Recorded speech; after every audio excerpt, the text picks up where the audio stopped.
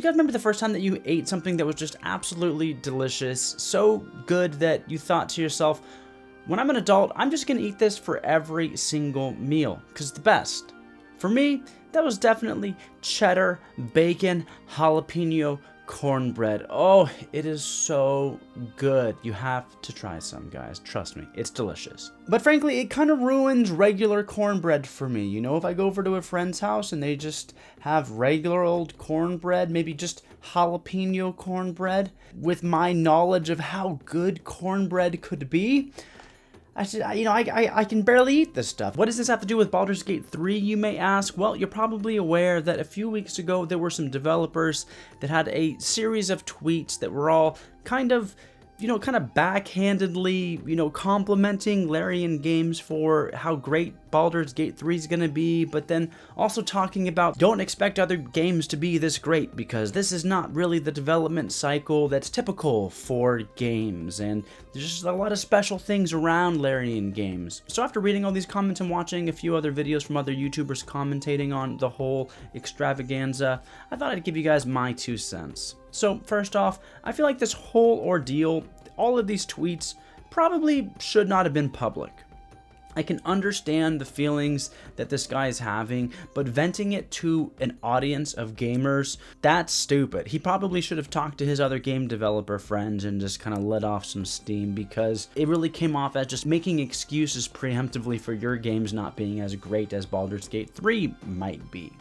And I just found this really weird because, first of all, the game's not even out yet. So this is a really great marketing campaign for how good this game supposedly is, that it's making other game developers scared to launch their games. I was actually going to wait to purchase Baldur's Gate 3, but I just went ahead and bought it because I'm like, okay, apparently this game is a once-in-a-lifetime game, which is another comment that I heard from a developer that I was like, it's just like, I don't even know what you're talking, like, first of all, gaming hasn't even been around for a lifetime. The guy that made Tetris is still alive. Video games are still a relatively young art form. They haven't been around for 100 years like film has. I just think it's kind of a wild claim to say that this unreleased game is going to be a game of a lifetime. Like, I don't think this game is going to be as earth-shattering as Mario or Ocarina of Time, Halo, Witcher 3, Call of Duty Modern Warfare. And while I do think there's a lot of ways that maybe Larian is setting a bar for games, I don't think it's going to be the greatest game of all time. So it's just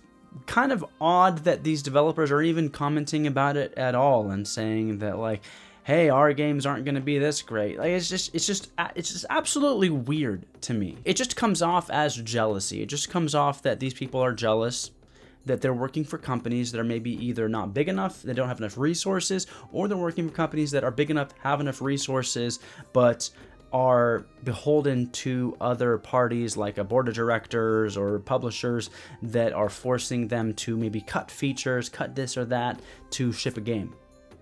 And I can understand that. I can empathize with that. I totally get that, hey, that sucks. And there's some frustration there because it's like the state of the game industry today doesn't allow for us all to make these games over a 5 or 6 period of time with just like almost unlimited resources. Like, this is just really not how it works. But there's also the reality of that Larian Games made it work. I think the correct way of looking at it is not saying that, hey, this is an anomalous and like whatever, we shouldn't shoot for this.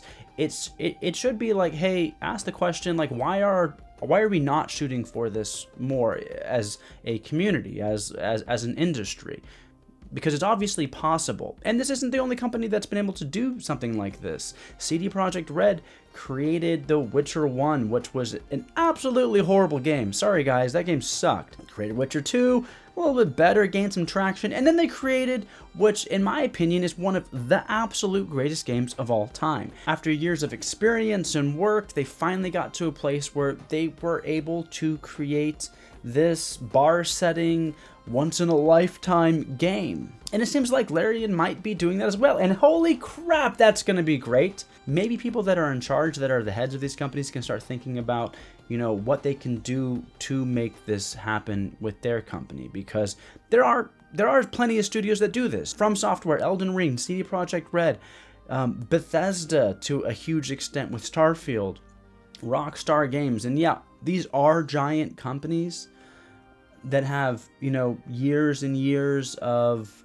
experience, years and years of time to make and develop their games.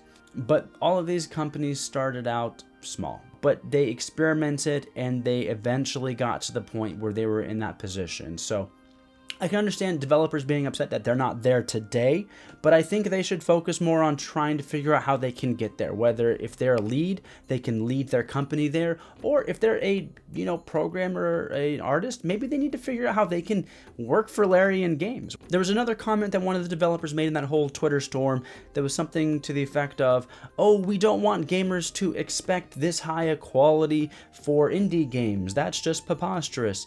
Which, I mean, I don't even know why I'm addressing this, because that's just like the stupidest comment that I've ever heard. Like who? Nobody thinks that. I can understand saying something like that maybe 10 years ago when maybe gamers were a little bit less educated, and maybe I'm just educated on the subject, but like I feel like a lot of people that are gamers understand the difference between an indie game and a AAA game. And it's not even really an issue. I do want to mention real quick one of the reasons that I'm really excited for Baldur's Gate in particular, and it's the whole choice thing. You see, choice is one of the things that I think is extremely important to have in games. A lot of games don't have it. Some people don't mind, but for me, I feel like it's essential to move the art form forward. Games are the only medium that you can interject your own free will into. You can't decide how a movie or a book ends, or you can't change the way a painting looks after it's already painted. But with a video game, you get to put yourself into the piece of art and interact with it. And to the point of the original Twitter thread that started all of this, the reason that I believe that a lot of game developers don't do this is because inevitably you're going to be doing a lot of work that most of your players won't even see. So let's say you have a game that has 5 or 10 different choices. For these choices to feel substantial, then you need to have some type of substantial content in them that is unique to them. And if you do that, then that means a bunch of players are going to be missing out on all this content that you've spent millions of dollars with your giant team developing, and a bunch of it's just going to be missed. Now, as a player, I love that. That's not a problem. But as a publisher, as somebody that's an investor that's trying to make money, the thing is, you see those 10 choices that you allow the player to make, you could just choose one, make a game that has that one choice, and sell it for the same amount that you would if you did 10 times the work. Because for the publisher or the developer's point of view, they don't get paid again when you replay their game again, unless they're selling you a season pass for Diablo 4. And if that's the case, I don't know. God help you. So I do have to give a little bit of credit to the original Twitter poster. I do understand that frustration.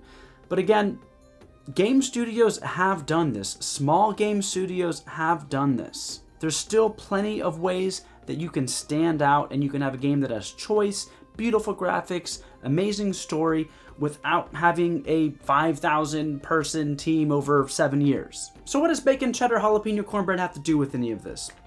Well, it may not seem fair that some companies have all the resources, all the vision, all the time and ability to make the best game possible, to make that cheesy jalapeno cheddar cornbread. The sad reality is that the consumers don't really care. If you want to compete, you're gonna have to look into your pantry and you're gonna have to figure out something interesting to make.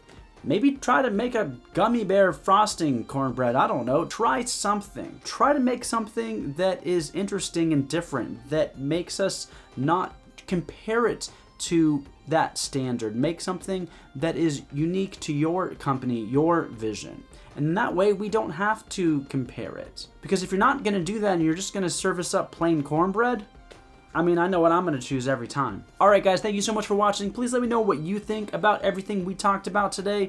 And let me know, what is your favorite cornbread? Let me know in the comments.